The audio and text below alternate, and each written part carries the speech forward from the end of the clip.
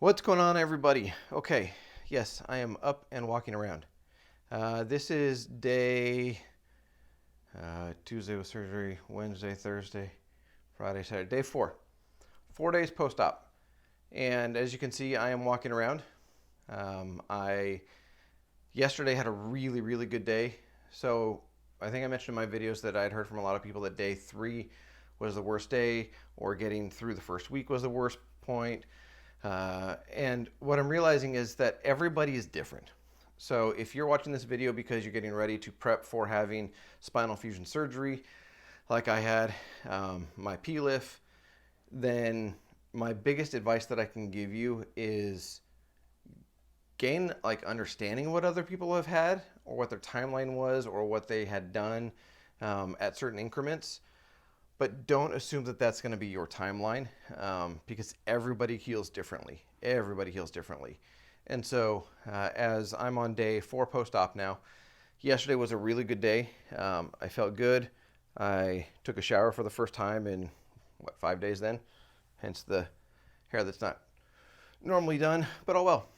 Um, but yesterday was a really good day. I ended up, and I didn't even realize it, but ended up only using half of my Norco prescription for the day than I normally would, and didn't even necessarily realize that I was missing it. I wasn't extra sore. I actually felt really good. I worked back in my naproxen sodium that I've taken for a couple years now for anti-inflammation and pain management and all of that, and it worked really well. So with all of that, yesterday was a really good day. Took a shower, got up and went out with my son with my cane to the mailbox, went out and got the mail and came back in, walked around the house a little bit in the morning, and just got my bearings much more familiar with the new way of walking. A couple of observations though with how everything is now. I noticed that in my back when I look in the mirror that the curve indent in my lower back, and granted the incision site is stitched shut with sutures. That's a tongue twister. Is stitched shut with sutures, and then there's, I think he called it an encasement or something like that. Basically, there's a protective cover wrap band-aid type thing over the sutures that they use to stitch me up. But when you look at that, it doesn't look like the concave shape that existed before my surgery is necessarily even there anymore. And that would make sense because before, when I would stand, I would notice that if I relaxed too much, I guess you could say, that it would curve more, and my butt would stick out a little bit more when I had poor posture. This is a different type of posture. I'm now understanding why, when I was, first walking in the hospital with the physical therapist and occupational therapist, that it felt like there was this balancing act, that I had to find this sweet spot between stability and instability, but also that there was this new center of gravity, I guess is probably the best way to describe it. And looking at that and feeling how internally it feels like there is, rigidity there, supposed to, the fusion, obviously all of that.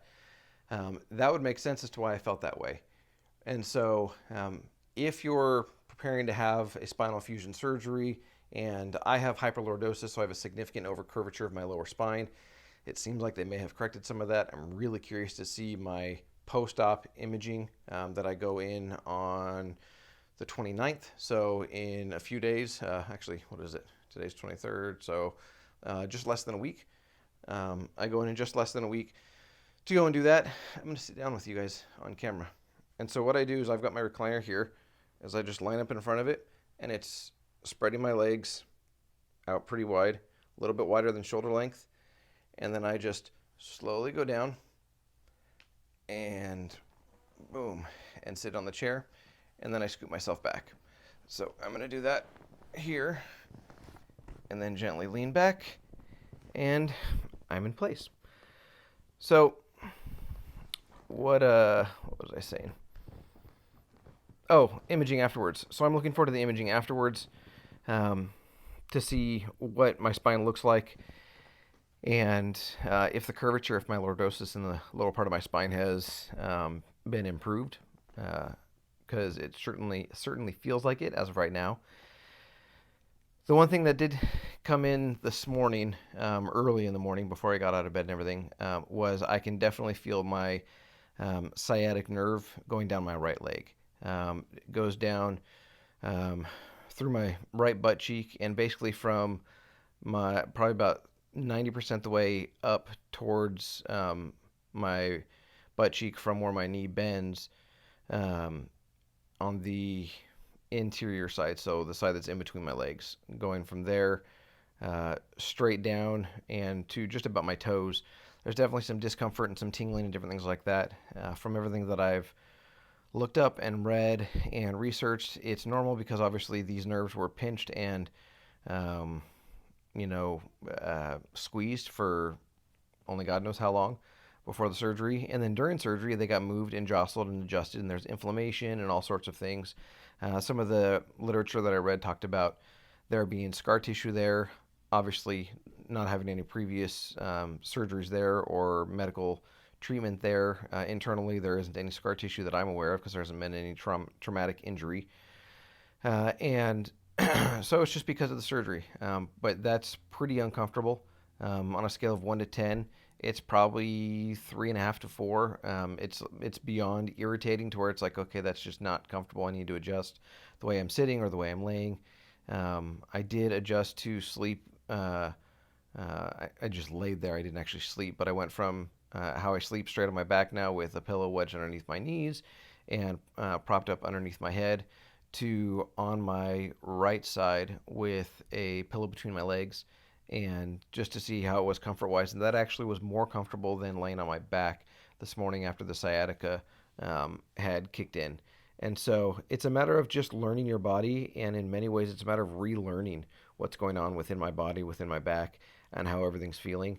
But I did not expect to be where I am today already. I was just talking to my brother on the phone, and I didn't think, I don't want to say expect, but I didn't think I was going to be at this point, how I feel, and all of that. By day 4, I was figuring probably a week to 10 days because everything that I had read was by day 7, you're feeling really good and you can pretty much get around. By 10, you're able to walk around unassisted, all those kinds of things. And, I was there yesterday already. And so took a shower, didn't do a full on like soak my whole body kind of shower just because of the incision and all of that. It's got a protective like bandage over it, but still the doctor said not to. You can get it wet while taking a shower, just don't stand there with the water on your back and soak it.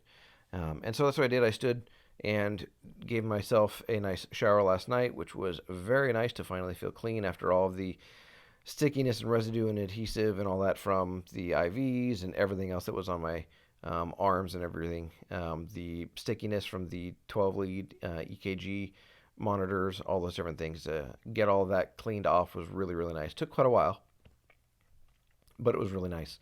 So that's where the progress is as of today, day 4. Day 3 was a fantastic day, and day 4 has started out with a little more discomfort than day 3 ended with, and we'll just see how it goes with my sciatic nerve. And I'm going to get up and do a little more walking and some things like that. Today is December 23rd, so it's Christmas Eve, and there is a service at my church for that. And so I am really toying with attending tonight just to go, even though I run tech there, not run anything, not have any responsibilities, but go there and just be present and just enjoy the Christmas carols and the fellowship and the atmosphere and doing all of that. Not 100% decided on that, but it's definitely a thought on my head. Talked with one of the women from our church yesterday. Excuse me, one of the women from our church yesterday. Absolute sweetheart of a woman. And talked with her on the phone, and she said, Tim, the speed with which you're recovering and how you're feeling is nothing short than a miraculous phenomenon. And I said, really? And she goes, yeah. And she's got back issues, diagnoses, and things like that. So she's very familiar with having a bad back. But yeah, it was just really cool to talk with her and to hear her say that, and then to sit back and realize everything that has gone on, and where I was day one, and first night into day two and all of that. um, it's advancing pretty quickly in a good way. So that's what's going on. Wanted to update everybody on how day three went, how day four is going so far, and just give you encouragement if you were thinking about having spinal fusion or you found this video.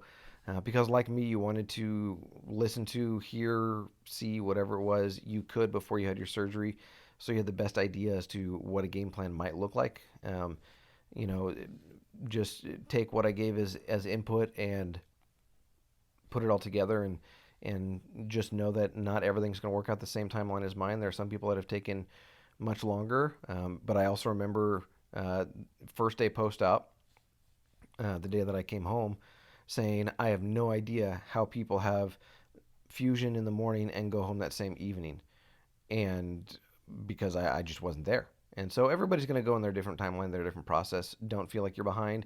And if you're feeling good, don't overdo it, because you could quickly set yourself back. And so, just make sure you're listening to your body.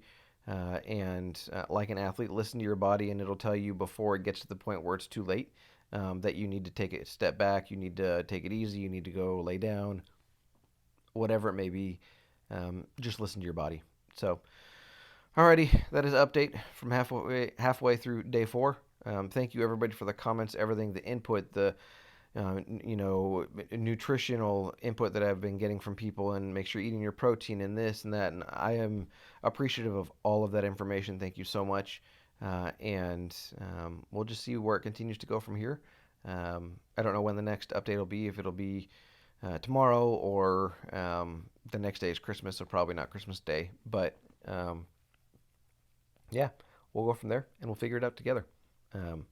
Because that's just what I've been doing the whole time, is figuring it out as we go along, as I go along through this journey and learning from it. So, all right, everybody, thank you so much for checking out the video. Look for the others that are in this series about my whole spinal fusion journey.